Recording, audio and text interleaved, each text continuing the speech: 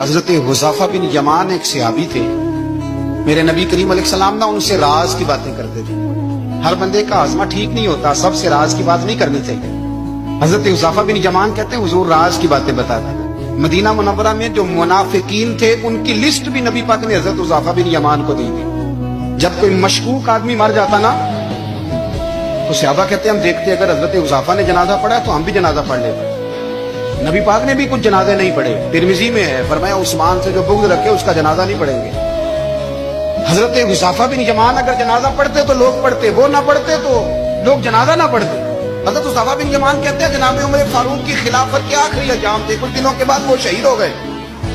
فرماتے آدھی رات کا وقت تھا، میں گھر میں سویا تھا بڑا بے فکر، اچانک میرے دروازے پہ دستک ہوئی، میں گھبرا کے اٹھا، اتنی رات کو کون آیا؟ قربان جاؤں دروازے پہ گیا تو امیر المومنین فاروق اعظم دروازے پہ۔ میں نے کہا عمر کوئی حکم تھا تو مجھے بلا لیتے۔ کہنے لگے میں نا امیر بن کے نہیں آیا، تیرا ویر بن کے آیا ہوں۔ امیر المومنین کی حیثیت سے سرکاری کام سے بلاتا تو وہاں بلاتا، مجھے ایک ذاتی کام پڑ گیا۔ کہتے میں نے عمر کو گھر کی اندر بلا کے چارپائی پہ بٹھایا، میں نے کہا حضور میں غریب آدمی، میں کیا آپ کے کام آ سکتا ہوں؟ تو کہتے انہوں نے نا مجھے ساتھ بٹھا لیا، پھر میرا ہاتھ پکڑ لیا، کہنے لگے تو عمر کو جانتا ہے؟ عمر جھوٹ نہیں بولتا، تو جانتا ہے عمر وعدوں کا پکا ہے؟ کہا حضور جانتا ہوں، اس وقت آیا ہوں جب دیکھ بھی کوئی نہیں رہا۔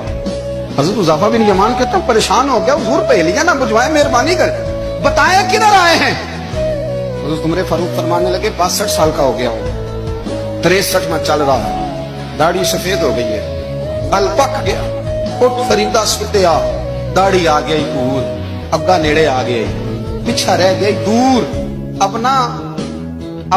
قبر اشر کا معاملہ صاف نظر آنے لگا ہے۔ کہا حضور مجھ سے کیا چاہتے ہیں؟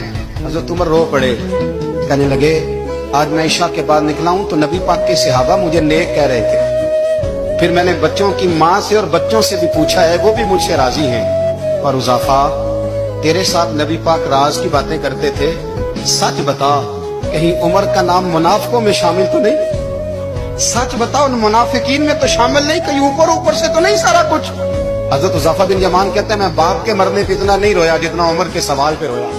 میں قدموں میں بیٹھ گیا، میں نے کہا نہیں عمر یہ تو میں نے نہیں سنا، لیکن یہ میں نے نبی پاک سے ضرور سنا ہے کہ میرے بعد اگر کوئی نبی ہوتا تو عمر ابن خطاب ہوتا۔ یہ میں نے